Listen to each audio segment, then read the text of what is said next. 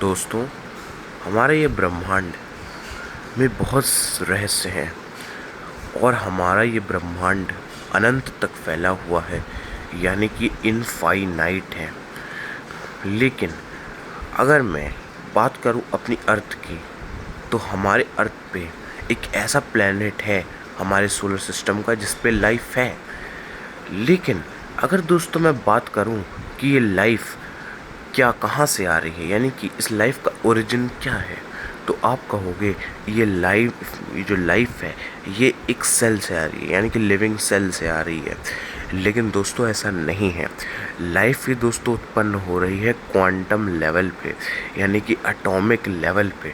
जैसे दोस्तों आप एक दो नंबर देख रहे हो स्क्रीन पे, जो कि 1.00137841887 और एक दूसरा नंबर देख रहे हो 0.99866234। दोस्तों यही वो ऐसे नंबर हैं जो कि डिसाइड करते हैं कि कहीं पर लाइफ होगी या नहीं होगी।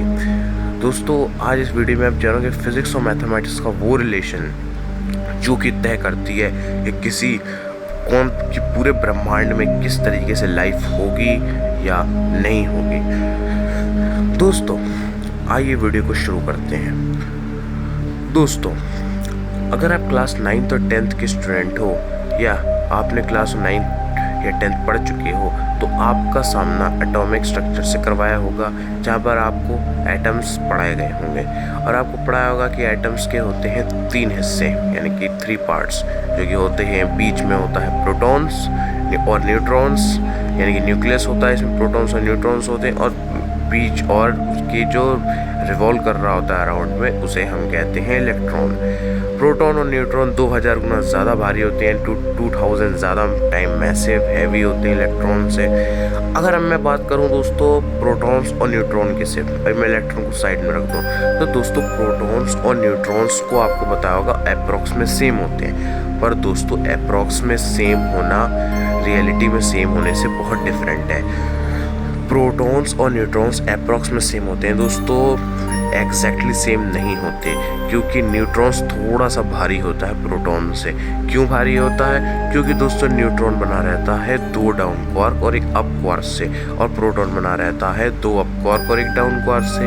क्योंकि न्यूट्रॉन्स में डाउन क्वार्क ज़्यादा होते हैं, और डाउन क्वार्क की ऐसा पार्टिकल दोस्तों जो एलिमेंट्री नहीं है, वो फंडामेंटल नहीं है, वो भी एक अप क्वार्क और एक इलेक्ट्रॉन के कॉम्बिनेशन से मिलकर बना हुआ होता है। इसलिए न्यूट्रॉन ज़्यादा भारी होता है एज कम्पेयर टू प्रोटॉन।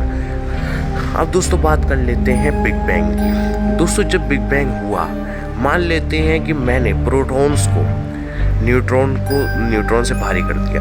वैसे दोस्तों मैं आपको बता दूं, न्यूट्रॉन 1.00137841887 टाइम्स ज़्यादा भारी होता है प्रोटॉन से, और अगर मैं इसका परसेंटेज निकालूँ तो ये 0.1% भारी होता है प्रोटॉन से। अब मैं क्या करूँ दोस्तों, अब मैं प्रोटॉन को ज़्यादा भारी कर देता हूँ न्यूट्रॉन से। अब आप देखोगे कि यूनिवर्स में सिर्फ 0.1% ही कितना बड़ा रोल प्ले करता है लाइफ के लिए। दोस्तों जो सर एल्बर्ट आइंस्टाइन ने एक फेमस इक्वेशन है जो कि E=mc²। उन्होंने दोस्तों बताया कि अगर मास ज़्यादा है तो एनर्जी ज़्यादा होगी, और उन्होंने कहा कि अगर कोई भी ऑब्जेक्ट बहुत ज़्यादा एनर्जी स्टेट में है तो वो अनस्टेबल है, और उसे स्टेबल होने के लिए एनर्जी को लॉस करना पड़ेगा, एनर्जी उसे लूज़ करनी पड़ेगी, तब जाके वो स्टेबल होगा। वैसे ही दोस्तों अगर मैं प्रोटॉन्स का मास ज़्यादा कर देता, यानी कि प्रोटॉन के अंदर एनर्जी ज़्यादा आ जाती, और अगर प्रोटॉन के अंदर एनर्जी में ज़्यादा दे देता तो प्रोटॉन टूटता, और अगर प्रोटॉन टूटता दूसरे पार्टिकल्स में तो इस ब्रह्मांड में प्रोटॉन का अस्तित्व नहीं रहता, और अगर प्रोटॉन का अस्तित्व नहीं रहता तो हाइड्रोजन का अस्तित्व नहीं रहता, जितने भी एलिमेंट्स हैं उनका अस्तित्व नहीं रहता। आप हाइड्रोजन में एक प्रोटॉन और एक इलेक्ट्रॉन देखते हो, वो अगर प्रोटॉन नहीं रहता तो हाइड्रोजन नहीं होता, और अगर हाइड्रोजन नहीं होता तो न्यूक्लियर फ्यूजन सन्स में जो हाइड्रोजन के द्वारा चल रहा होता वो नहीं होता। धरती पे H2O पानी नहीं होता। ऑर्गेनिक केमिस्ट्री में जो आप कार्बन के आगे H हाइड्रोजन लगा रहे हो वो ही नहीं होता। यानी कि आप देख रहे हो कि अगर मैं प्रोटॉन का सिर्फ 0.1% मास बढ़ा रहा हूँ, थोड़ा सा ऐसे हल्का न्यूट्रॉन से इसका मास बढ़ा रहा हूँ, तो ये किस तरीके से अनस्टेबल हो रहा है। तो अब आपको पता चल गया होगा कि ब्रह्मांड में 0.0000001% भी दोस्तों बहुत ज़्यादा मायने रखता है, लाइफ और डेथ का अंतर रखता है।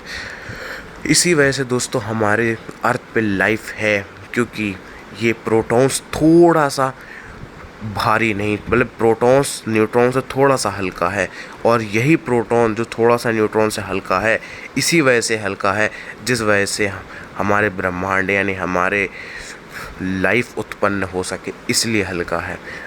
अब आपको पता चल गया होगा कि अगर प्रोटॉन न्यूट्रॉन से थोड़ा सा ज़्यादा भारी हो जाता तो इस ब्रह्मांड में सब उथल पुथल हो जाती। तो अब आपको पता चल गया होगा कि प्रोटॉन का थोड़ा सा न्यूट्रॉन से हल्का होना किस वजह से इस अर्थ पे लाइफ को उत्पन्न करता है। दोस्तों अब आपको पता चल गया होगा कि हम अपने ब्रह्मांड को जितना आसान समझते हैं ये उतना आसान है नहीं, बल्कि ये बहुत ज़्यादा कॉम्प्लिकेटेड है।